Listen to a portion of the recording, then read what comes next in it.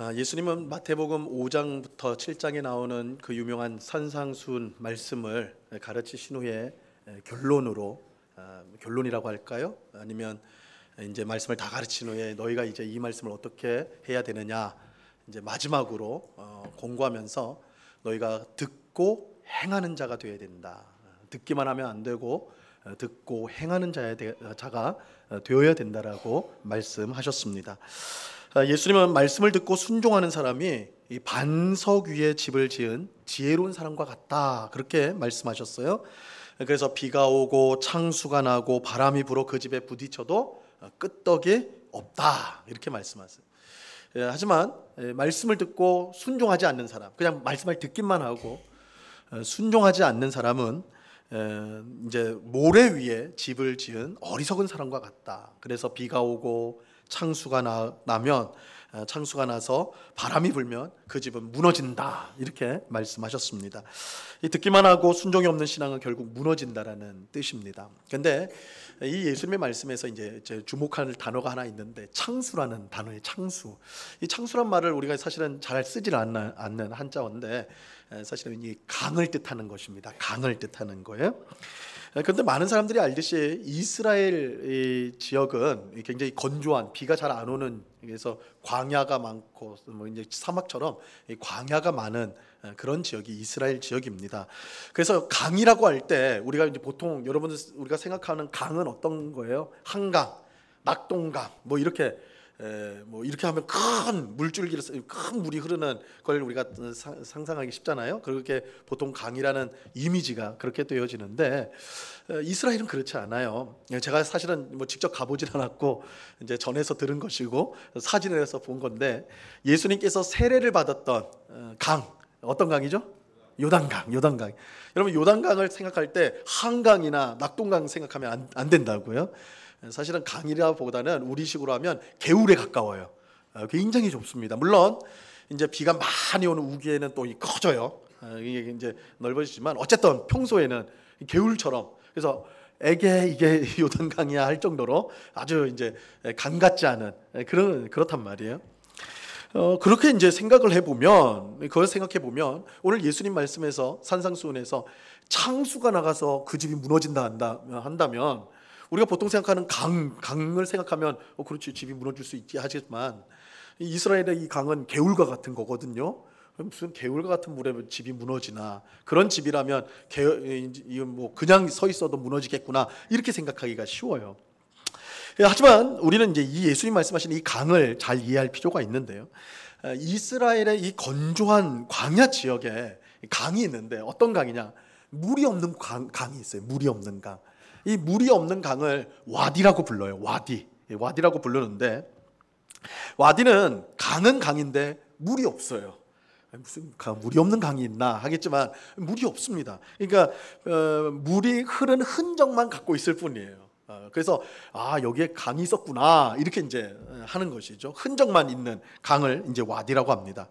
그래서 평소 때는 이 와디가 도로로 사용되어져요. 길로, 사람들이 그 길로 그냥 다니는 거예요. 하지만 이 겨울철, 이스라엘의 겨울철이 되면 이제 거의 우기처럼 비가 많이 옵니다. 그래서 어떨 때는 폭우처럼 막 쏟아지거든요. 이렇게 폭우가 쏟아지면 계곡에서 물이 확 불어나가지고 많은 물들이 쏟아져 내려오고 그 물들이 와디로 쏟아져 내려가요. 그러면 흔적만 있던 강이 진짜 강이 되는 거예요. 우리가 생각하는 진짜 강이 돼요. 많은 엄청난 물이 흘러가는 강이 돼버려요. 그래서 예수님 말씀이 모래 위에 집을 짓는다는 말이 와디 근처에 집을 짓는단 말이에요. 그러니까 평소 때는 괜찮아요. 평소 때는 아무 문제가 없어요. 그런데 우기가 돼서 큰 물이 오면 거기에 강이 이루어져 가지고 와디 근처에 집을 지은 자들은 다 무너져 버리는 거예요. 그것을 예수님께서 이 말씀을 하신 것입니다. 오늘날에도 여러분 해외 토픽 같은 거 잘 들어보시면 이 와디에서 사고가 많이 나요. 사람들이 그냥 평범한 땅인 줄 알고 가다가 물이 갑자기 불어나는 바람에 휩쓸리는 그런 사고가 일어나는 것이죠. 그런데 저는 이 교회 안에 와디와 같은 마음을 가진 성도가 많지 않을까 생각을 해봐요. 평소에는 와디처럼 완전히 메마른 신앙생활을 하는 것입니다. 교회는 매주 나와요. 습관을 따라 안 나오는 것보다 나오는 게 편하니까 나와요. 교회를 나오는데 뭐 성경도 조금 더 읽기도 하고 기도도 조금씩은 해요. 식기도 하루에 3번 식기도는 해요. 근데 그 마음이 와디처럼 신앙생활은 하지만 안 하는 건 아닌데 하지만 흔적만 있는 거예요. 흐릿한 흔적만 있는 것이죠. 그죠? 그래서 내가 예수 믿는 사람이라는 거를 거의 확인하기가 쉽진 않지만 아예 없는 건 아니에요. 일주일에 한번 교회는 가고 성경도 조금씩 들춰보고 이러니까 그 흔적만 있고 그렇게 지내는 거예요. 그러다가 어느 날 엄청난 은혜를 경험하죠. 오랫동안 기도했던 것이 이루어지거나 혹은 정말 바라던 것이 자기가 생각할 때는 하나님의 역사, 이거는 그냥 된 게 아니라 하나님 역사다, 역사로 이루어져요. 그러면 너무 기쁜 거예요. 막 음해가 막 충만한 거예요. 감사가 충만해져요. 그래서 막 흔적만 있던 와디에 물이 쏟아져 내려와서 큰 강을 이루듯이 그런 마음이 되는 거예요. 막 감사로 충만. 하지만 이것도 잠시 다시 은혜가 빠지기 시작하면 언제 그랬냐는 듯이 그냥 물에 흔적만 있는 그런 와디로 바뀌어 버리는 것이죠. 자신의 신앙생활이 이런 와디와 같다고 생각하는 분들이 꽤 있을 것입니다. 우리는 항상 은혜가 충만하고 감사가 넘치는 신앙생활을 하기를 원합니다. 하지만 현실은 메마른 와디와 같은 것이죠. 그렇다면 우리는 어떻게 은혜와 감사가 넘치는 활력 있는 신앙생활을 계속해서 유지할 수가 있을까요?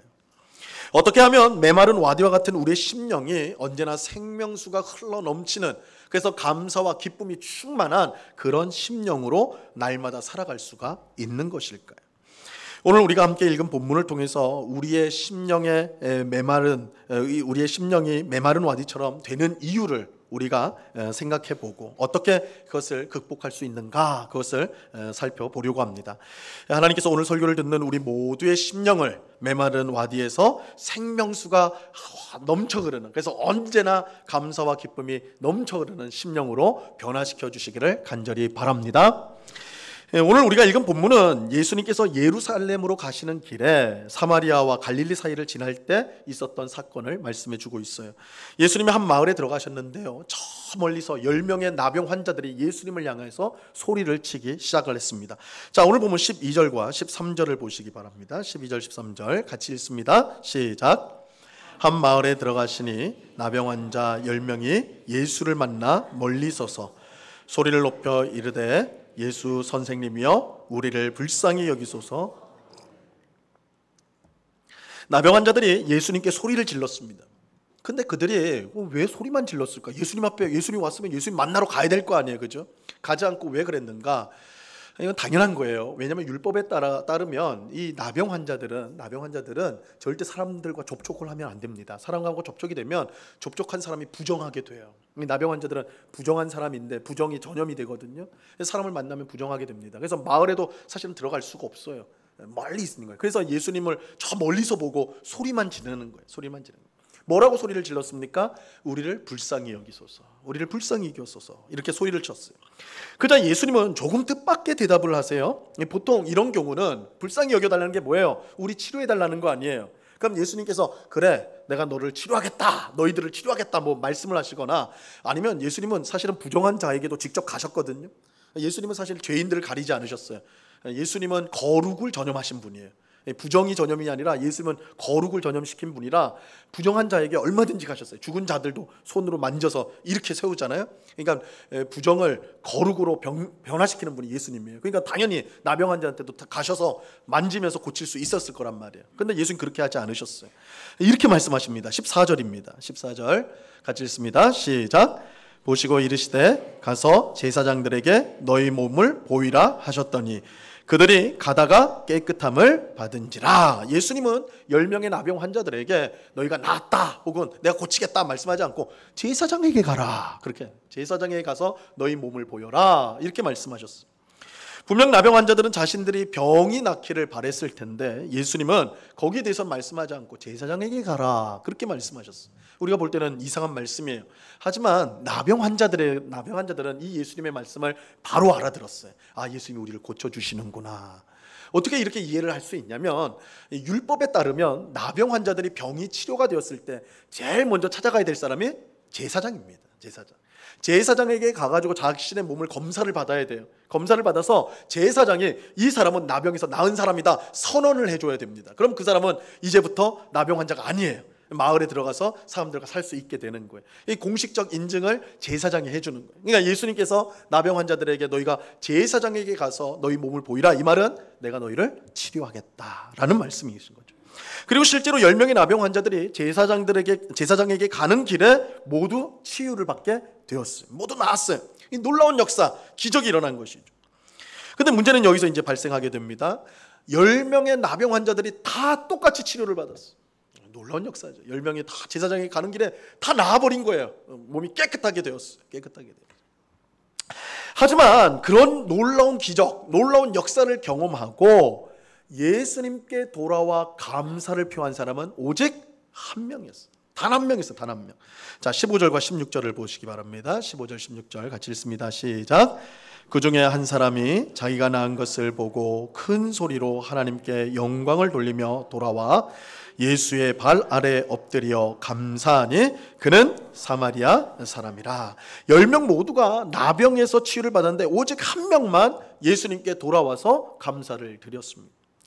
여러분, 나병에서 났다는 것은 새로운 인생이 시작됐다는 뜻이에요. 새로운 인생이 주어졌다는 거예요. 놀라운 기적이죠. 놀라운 역사죠. 놀라운 은혜예요. 그런데 그럼에도 불구하고 그것에 대해서 감사한 사람이 오직 한 명밖에 없었어. 오직 한 명밖에 없었어. 그것도 누가 그러면 돌아와서 감사했느냐? 하나님을 모르는 이방인 취급을 받는 사마리아 사람이에요. 사마리아 사람.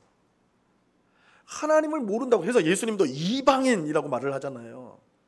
그 사마리아 사람이 돌아와서 예수님께 감사를 드려요. 그 앞에 엎드려서 감사를 드려요. 이거 참 충격적인 거죠. 충격적인 것이죠. 그런데 우리만 충격을 받는 건 아니에요. 예수님도 충격을 받으셨어요. 그래서 이렇게 말씀합니다. 17절과 18절 말씀입니다. 자, 같이 읽습니다. 시작. 예수께서 대답하여 이르시되 10사람이 다 깨끗함을 받지 아니하였느냐? 그 9은 어디 있느냐? 이 이방인 외에는 하나님께 영광을 돌리러 돌아온 자가 없느냐 하시고, 예수님께서요 충격을 받으셨어요. 야, 9명 어딨냐? 예수님 그러잖아요. 9명은 어딨냐? 너희가 다 나았는데 왜 너만 왔냐? 왜 9명은 어딨냐? 예수님 충격 받으신 거예요. 그죠? 왜 9명의 나병 환자들은 사마리아 사람처럼 돌아와 예수님께 감사드리지 않았을까요? 더욱이 그들은 이방인처럼 여겨지는 사마리아인이 아니라 하나님을 아는 유대인으로 보이는데, 그런 그들이 왜 예수님께 돌아와 감사드리지 않았을까요? 사실 오늘 본문에 이 나머지 9명이 유대인이란 말은 안 나와요. 그래서 단정적으로 유대인이다 말할 수는 없는데, 그러나 힌트는 있어요. 오늘 성경에서 그 돌아온 한 사람을 딱 꼭 집어서 뭐라고 그래요? 사마리아인이다. 이 말은 나머지 9명은 유대인이다라는 것을 암시적으로 말하는 것이죠. 그래서 우리가 암시적으로 9명이 유대인이었구나. 그러면 이렇게 되면 더 문제가 심각해져요. 사마리아는 이방인처럼 하나님에 대한 지식이 부족했던 자예요. 이방인 취급을 받는 사람들이거든요. 하나님을 모르는 자는 그 기적을 경험하고 예수님께 돌아와 감사를 드렸어요. 근데 하나님을 아는, 정작 하나님의 백성이고 하나님을 안다고 하는 유대인들 9명은 다 가버렸어. 그냥 감사하지 않고 가버린 거예요. 충격적인 일이죠. 자, 여기에는 이렇게 왜 그럼 그들은 하나님을 아는 자들, 하나님의 은혜가 무엇인지 아는 자들인데 왜 돌아와 감사를 드리지 않았는가? 여기에는 여러 가지 이유를 말할 수 있을 것입니다. 하지만 제가 생각할 때 가장 결정적인 이유는 이 9명의 나병 환자들이 그들이 받은 이 놀라운 은혜를요 당연한 것으로 여겼기 때문이라는 거예요. 은혜를 당연한 것으로 여겼기 때문이라는 것입니다. 이게 문제라는 거예요. 사마리아 나병 환자가 예수님께 돌아와 엎드려 감사를 드린 것은 자신이 받은 은혜가 얼마나 크고 대단한지를 알았기 때문에, 다르게 말하면 자신이 받은 은혜의 가치, 그 가치가 얼마나 귀한지를 알았기 때문에, 너무 귀한 걸 알기 때문에 돌아와서 감사를 드린 거예요. 엎드려가지고. 그죠? 그 가치가 너무 크다는 걸 알기 때문에. 은혜의 가치를 알지 못하면 감사하지 않아요. 은혜의 가치를 모르면 감사하지 않습니다. 여러분, 이제 자녀를 키워 보신 분들은 이제 모두 이제 공감을 하실 텐데요. 어린 자녀들, 철이 들기 전에 어린 자녀들은요, 얼마나 뻔뻔한지 몰라요. 참 뻔뻔해요. 천이 들기 전 자녀는 집에서 그야말로 갑 중에 갑이에요. 그죠? 그냥 갑이 아니라 상갑이에요. 제일 위에 갑이에요. 부모에게 돈 한 푼 보탠 적도 없는데 자기가 필요한 것을 다 요구해요. 다 사달래. 나 필요하니까 다 사달래요. 그죠? 지가 뭘 해줬는데 하여튼 다 사달래요. 그죠? 근데 뭐 다 사줄 수 있나요? 어떤 건 안 될 수도 있잖아요. 그러면 어떻게 해요? 때를 써요. 때를 써. 막 울고 불고 별짓을 다 해요. 그죠? 안 사주면 막 그런단 말이에요. 그래도 때를 쓴다고 또 뭐 다 들어줄 수 없으니까 때를 써도 안 돼 이러면 뭐라고 그래요? 왜 나를 낳았냐고 그러죠. 내가 나오고 싶어서 나왔냐고. 그죠? 당신들이 나를 낳은 거 아니냐, 책임져야 되는, 막 이렇게 해요. 그래도 안 들어주면 뭐라 그래요? 죽겠다 그래요. 별 협박을 다 해요. 그죠? 치사해서라도 다 뭐 들어주죠. 할 수 있으면 부모가 뭐 안 해주겠습니까? 근데 문제는 뭐예요? 다 해주고도 좋은 소리 듣기 어려워요. 다 해줬는데도 좋은 소리 듣기 힘들다고요. 그냥 너무나 당연하게 여겨요. 다 자기가 요구한 걸 받는 걸 당연하게 여겨요.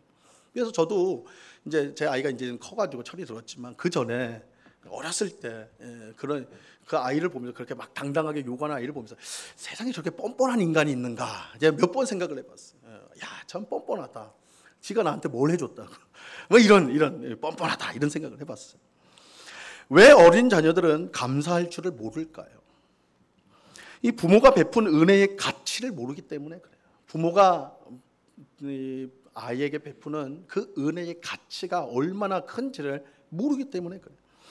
어린 자녀들은 자기가 원하는 것은 모두 부모의 손에서 그냥 뿅 하고 나타나는 줄 알아요. 그냥 쫙 마음만 먹으면 부모는 다 줄 수 있는 것처럼 그렇게 생각해요.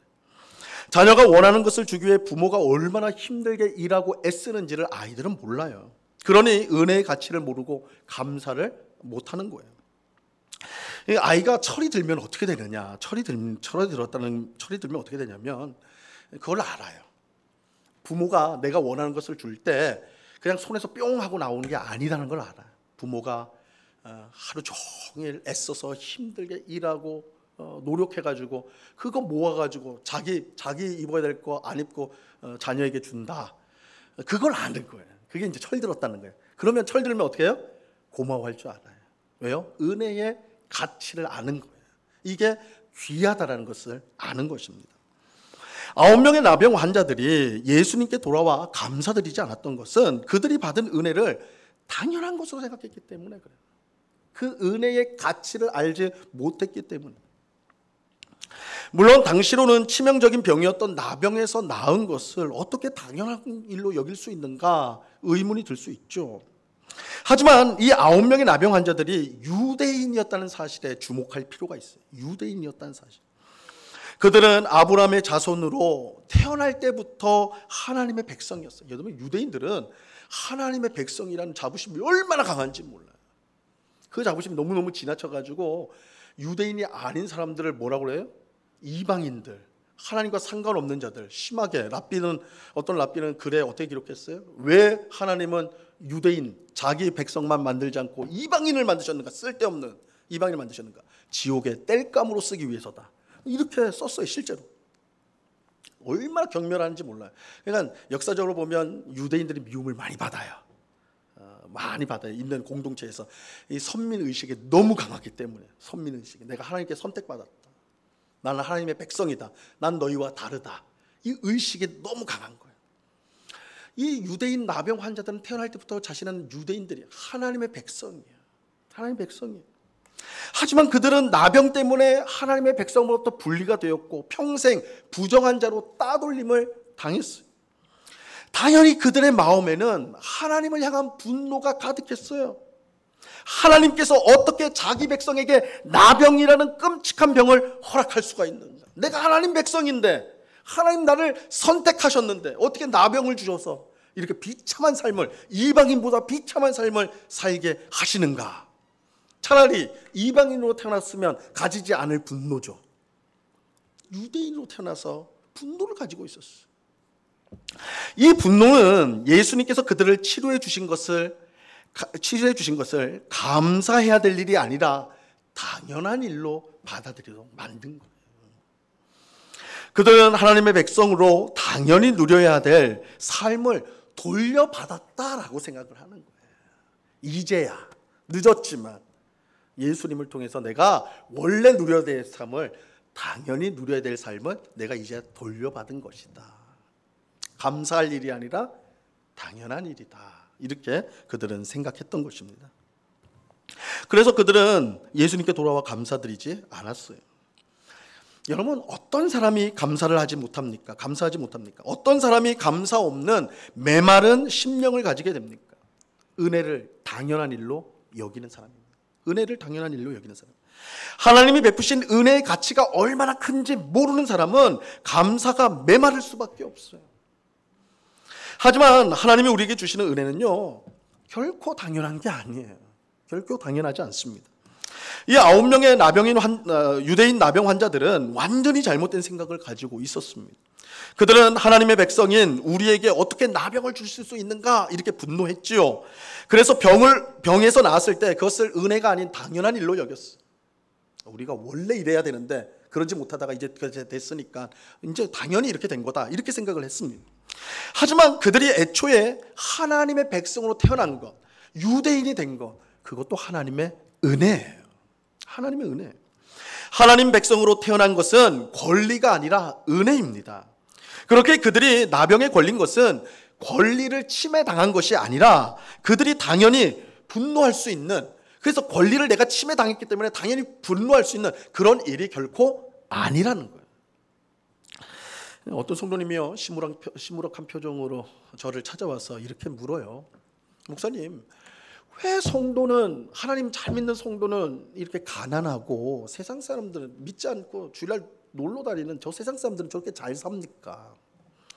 왜 하나님을 믿는 나는 이렇게 몸이 시원찮아가지고 맨날 골골대는데 좀 믿지 않는 사람들은 저렇게 팔팔하게 돌아다닙니까? 이렇게 질문을 해요. 이 문제는 분명 어려운 문제예요. 사실 어려운 문제입니다. 그래서 성경에도 여러 대표적으로 시편 73편 같은 데서 답을 이제 제공을 하긴 하지만 쉽지 않은 문제예요. 그런데 이 질문에는, 이 질문 자체는요, 오류가 있어요. 오류가 있습니다. 그걸 우리가 잘 생각해 봐야 되는데, 마치 하나님을 믿는 것을 자신의 권리로 생각한다는 거예요. 내가 하나님을 믿는 성도인데, 내가 하나님의 자녀인데 왜 나는 세상 사람보다 가난하고 건강이 좋지 않아야 하는가? 성도인 내가 당연히 세상 사람들보다 더 부유하고 건강한 것이 당연한 거 아닌가? 이 말은 옳은 말처럼 들리지만 실제로는 잘못된 거예요. 왜냐하면 내가 성도인 것은 권리가 아니라 은혜이기 때문에 그래요. 은혜로 된 거예요. 성도인 것이 은혜이기 때문에 성도라서 당연히 이렇게 저렇게 되어야 한다라고 말하는 것은 옳은 게 아니에요. 옳은 게 아니에요. 자, 이러한 사실은 오늘 우리가 읽은 본문 바로 앞에 있는 예수님의 말씀을 통해 우리가 이제 확인할 수가 있는데요. 예수님은 이제 종에 대한 비유를 해주세요. 어떤 사람에게 종이 있다, 종이 있다. 근데 그 종이 하루 종일 밭에 나가가지고 열심히 하여튼 땀 흘리면서 일을 했어요. 열심히 하루 종일 새벽에 나가가지고 저녁 될 때까지 일을 하고 이제 집으로 돌아왔습니다. 그러면 주인은 내가 어떻게 하겠느냐? 아, 종이요, 종님 이렇게 열심히 하루 종일 일했으니까 너무너무 고맙습니다. 나를 위해서 일해줬으니까 너무 고맙습니까? 빨리 자리에 앉으시오. 내가 밥을 빨리 차려줄 테니까 밥 먹고 푹 쉬고 내일 또 열심히 일해주세요. 그런 주인이 있냐라는 거예요. 그런 주인이 있어요? 여러분이 주인이라면 그럴 주인이 한번 돼볼 텐데, 예수님이 그래요. 그런 주인 없다 그래요. 그런 주인 없다. 세상에 그런 주인이 어딨냐? 하루 종일 열심히 일하고 종이 돌아오면 그 주인이 종에게 뭐라고 그래요? 밥 차리라고 그러죠. 밥 차리라고. 야, 나 배고파, 밥 차려. 그럼 종이 와가지고 밥 차려야 돼요. 그 다음에 이제 주인 잠자리 드는 거 보면 그때 이제 자기가 밥 먹고 씻고 자는 거예요. 종이 그렇단 말이에요. 종이 그런 존재예요. 자, 오늘 읽은 본문 앞에 있는 10절에 이렇게 예수님께서 결론적으로 이렇게 말씀합니다. 같이 읽어봅니다. 시작. 그와 같이 너희도 명령받은 것을 다 행한 후에 이르기를 우리는 무익한 종이라 우리가 하여야 할 일을 한 것뿐이라 할지니라. 무슨 뜻입니까? 우리가 하나님의 자녀가 된 것이 은혜인 줄 알고 무엇을 하든 그것을 우리의 자랑이나 공로로 생각해서는 안 된다는 거예요. 근데 우리가 여기 잘 넘어지죠? 하나님, 내가 이렇게 하나님 잘 섬겼는데, 내가 교회를 이렇게 열심히 다녔는데, 내가 이렇게 봉사를 잘했는데, 이렇게 하실 수 있어요? 하나님 앞에 협박하죠. 근데 예수님 뭐라고 그래요? 무익한 종이라 할 것이라.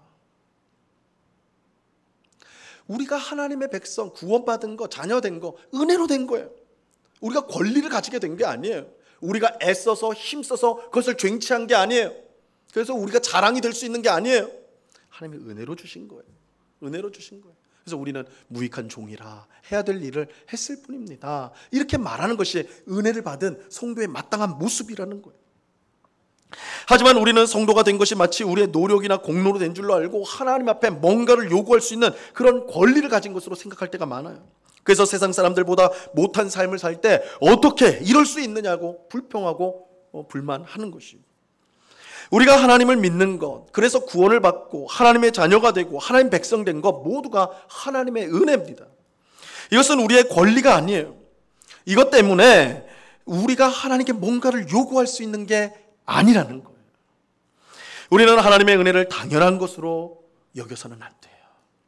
우리가 당연히 받아 누릴 수 있는 은혜는 이 세상에 존재하지 않습니다. 자, 이것을 가장 잘 보여주는 것이 예수님이 우리를 구원하신 은혜입니다. 그것을 우리가 통해서 우리가 이 사실을 분명히 알 수가 있는데요.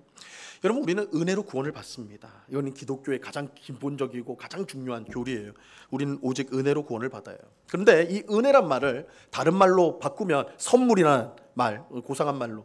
근데 좀 이제 뭐라고 할까요? 직설적으로 말하면 공짜예요, 공짜. 은혜는 공짜예요, 공짜. 공짜라는 말이에요, 공짜. 우리는 구원을 선물로 받았고 공짜로 받았어요. 뭘 한 거 없이 그냥 주신 거니까 공짜로 받았어요.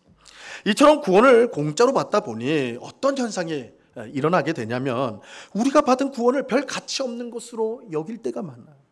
공짜로 받아요. 은혜로 받았다. 공짜로 받았으니까 별 가치 없이 여길 때가 많다는 거예요. 여러분, 이제 마트에 가가지고 물건을 사면 이제 그 부록처럼 따라오는 거 있죠. 보너스로 주는 거 있잖아요, 그죠? 어떨 때는 그 보너스로 주는 게 좋을 것 같아가지고 살 필요 없는 물건을 살기도 하는데, 어쨌든 이렇게 딱 덧붙여서 오는 게 있단 말이에요. 그러니까 물건을 살 때 보너스 상품이 붙어 있으면 기분이 좋잖아요, 그죠? 근데 기분이 좋은 거는 딱 그때뿐인 것 같아.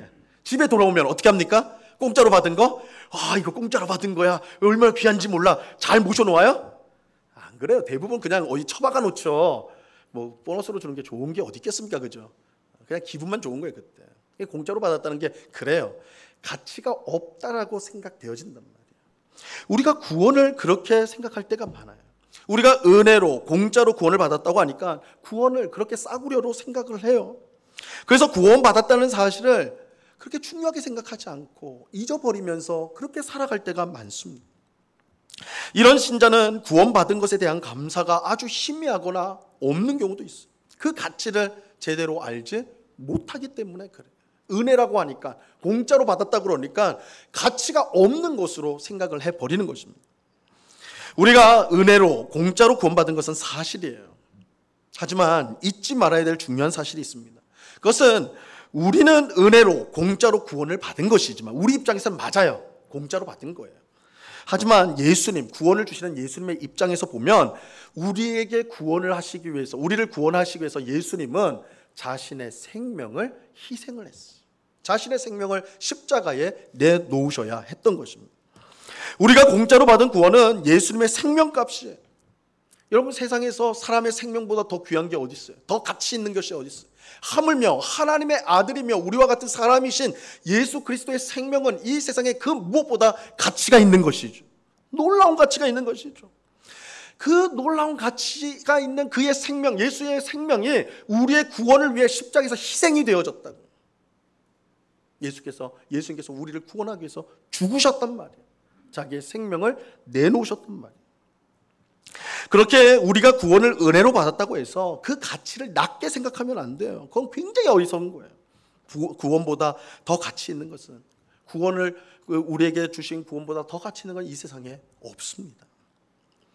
우리가 구원받은 것, 하나님의 백성이 되고 그의 자녀가 된 것은 은혜로 된 것인데, 그 은혜는 예수님께서 자신의 생명을 십자가에 내어주심으로 이루어진 것입니다. 이런 점에서 우리가 구원받은 것, 하나님의 백성 된 것보다 더 큰 은혜는 없어요. 더 가치 있는 일도 이 세상에는 존재하지 않습니다. 이 일은 절대 당연한 게 아니에요. 절대 가치 없는 게 아니에요.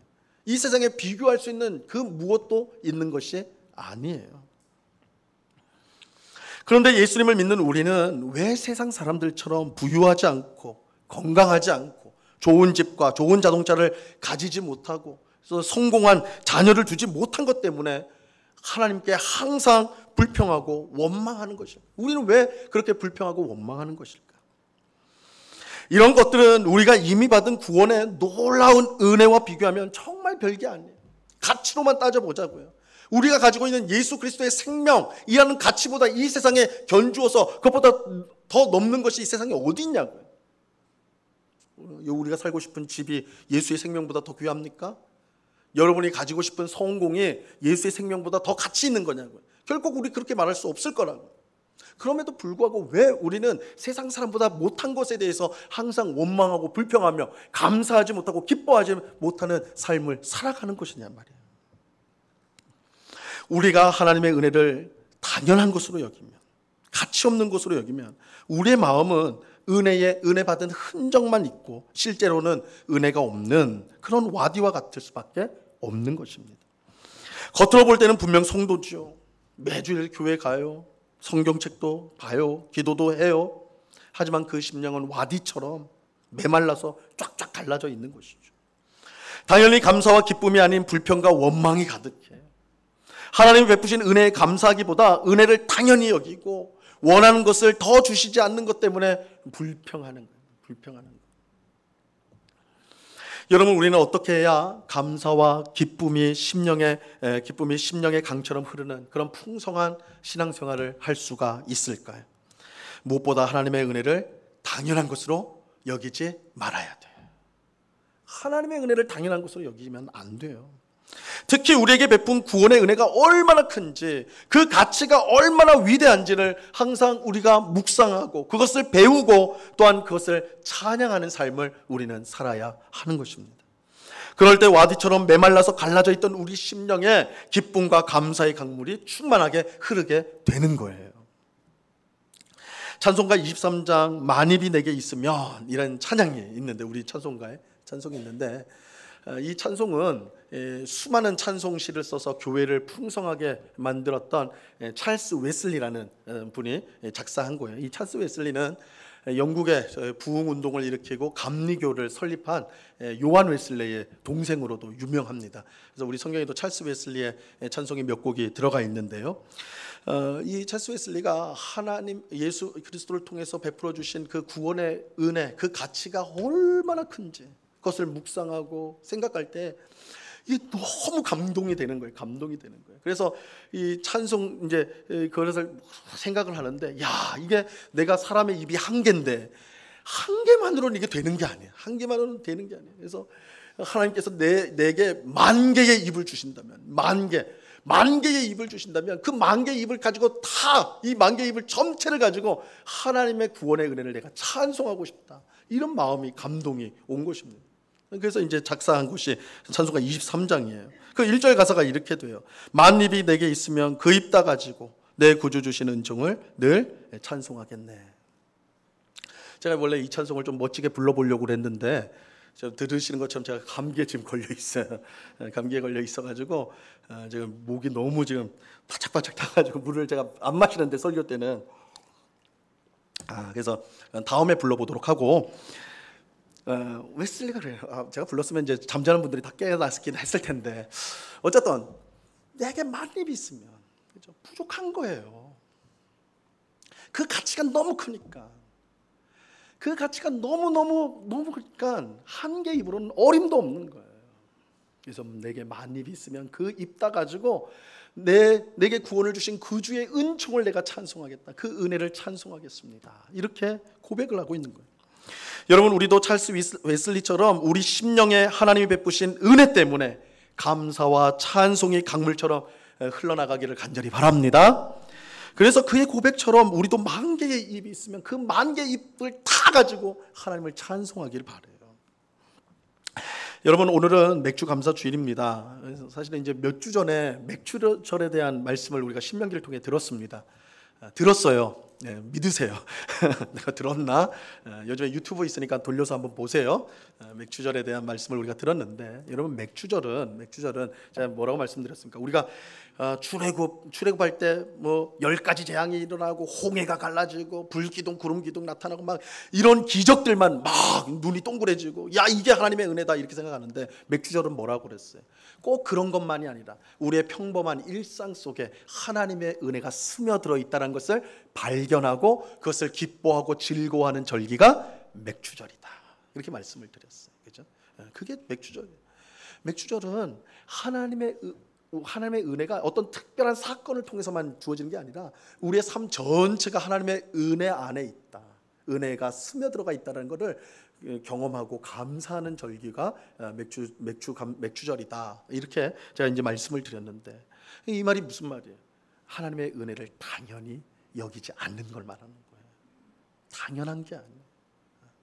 내가 아침에 일어나서, 그죠? 아침에 일어나서 하루를 시작하는 거, 밥을 먹고 또 내가 직장을 가거나 학교를 가거나 어디를 가고 사람을 만나고 무엇을 하는 이 모든 것들이 그저 우연한 일이 아니고 그저 된 일이 아니고 하나님의 은혜다.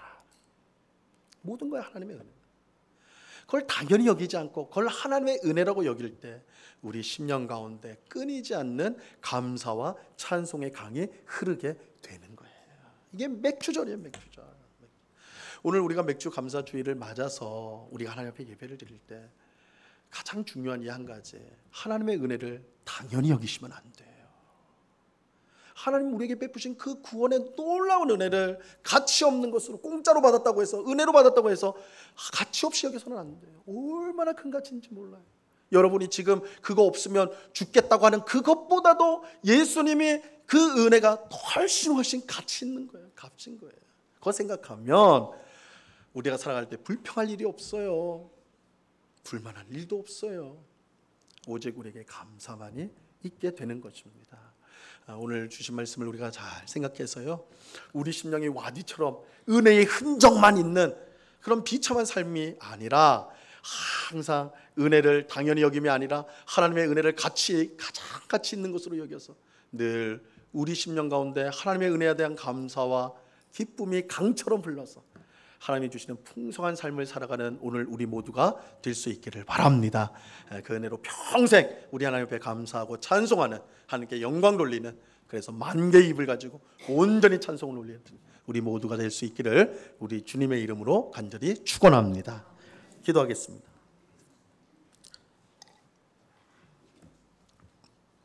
하나님 아버지 감사합니다. 감사가 메마른 우리입니다.